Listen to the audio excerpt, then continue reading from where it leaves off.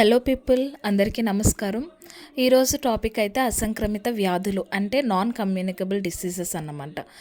అసలు అసంక్రమిత వ్యాధులు అంటే ఏంటి? కొన్ని డిసీజెస్ మనకు స్ప్రెడ్ అవుతాయండి, కొన్ని అయితే మనకి స్ప్రెడ్ అవ్వు, వాటిని అసంక్రమిత వ్యాధులు అంటాము.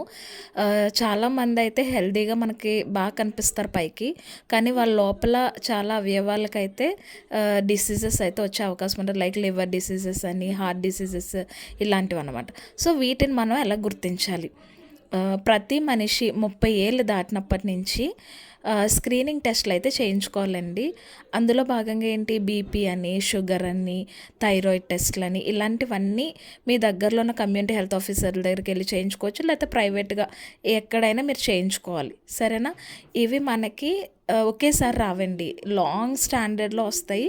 అంటే ఇవి దీర్ఘకాలిక వ్యాధులు అన్నమాట. అసలు మనకి ఎలా సంభవిస్తాయి ఇవి? మొదటిది, కుటుంబంలో ఎవరికైనా ఉంటాయి, అంటే షుగర్ వ్యాధులు అవి ఉన్నాయి కదా, అలాంటి కుటుంబంలో ఎవరికైనా ఉంటే కూడా మనకు వచ్చే అవకాశం ఉంటుంది. ఇంకొకటి ఏంటి, అన్హెల్దీ లైఫ్ స్టైల్. మనం కూర్చుని తింటూ ఏ పని చేయకుండా టీవీ మీద కూర్చొని తింటూ ఉంటే, అందులోని మెయిన్ ఏంటి, జంక్ ఫుడ్, పిజ్జాలు, బర్గర్లు, చిప్స్ అని, ఇలాంటి ప్యాక్డ్ ఫుడ్ ఐటమ్స్ ఇలాంటివి తింటూ ఉంటే త్వరగా మనకి ఈ రిస్క్ అనేది ఉంటుంది, ఈ డిసీజెస్ వచ్చే రిస్క్. అండ్ ఫైనల్లీ ఏంటి, ఇంకా సిగరెట్లు, బీడీలు, పొగాకు, మందు. నెక్స్ట్ ఇంకా ప్రెజెంట్ ఇది ఎక్కువైంది శారీరక శ్రమ లేకపోవడం, అంటే ఫిజికల్ యాక్టివిటీ తక్కువైపోయి సెడెంటరీ లైఫ్ స్టైల్కి అలవాటు పడిపోయాం అందరం. సో దానివల్ల కూడా వచ్చే అవకాశం ఉంటుంది. నెక్స్ట్, తక్కువ నిద్ర. కొంతమంది ఎక్కువ పడుకోరండి, ఎక్కువ ఫోన్ స్క్రీన్ టైంతో ఎక్కువ ఉండడం, లేదా తక్కువ నిద్రపోవడం, అలాంటి సమస్యల వల్ల కూడా వచ్చే అవకాశం ఉంటుంది. ఈ వ్యాధులు ఒకరి నుంచి ఒకరికి స్ప్రెడ్ అవుతాయా?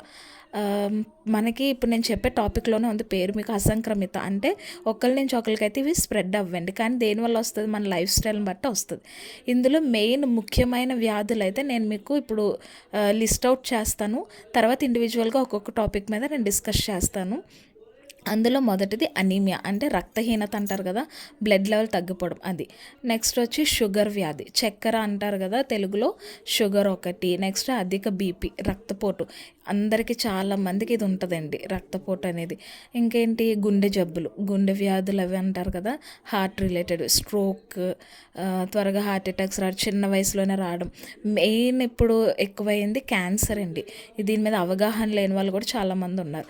సో వీటి కోసం అన్నట్టు, వీటి నివారణ ఎలాగా? మన లైఫ్ స్టైల్ చేంజ్ చేసుకుంటే దీని నివారణే అదండి. కొంచెం హెల్దీ డైట్ తీసుకుని మంచి హ్యాబిట్స్ ఫాలో అయితే ఆల్మోస్ట్ ఇది అందరూ నివారించుకోవచ్చు. సో ఈ డిసీజెస్ మీద పర్టికులర్గా కొంచెమైనా ఐడియా అందరికీ వచ్చిందని అనుకుంటున్నాను నేను. వీటి కోసం నేను ఇండివిజువల్గా ఒక్కొక్క టాపిక్ మీద మీకైతే ఎక్స్ప్లెయిన్ చేస్తాను తర్వాత. సో ఇంతవరకు చూసి నా వీడియో సపోర్ట్ చేసినందుకు థ్యాంక్ యూ. ఛానల్ సబ్స్క్రైబ్ చేసుకోవడం మర్చిపోవద్దు. Thank you all.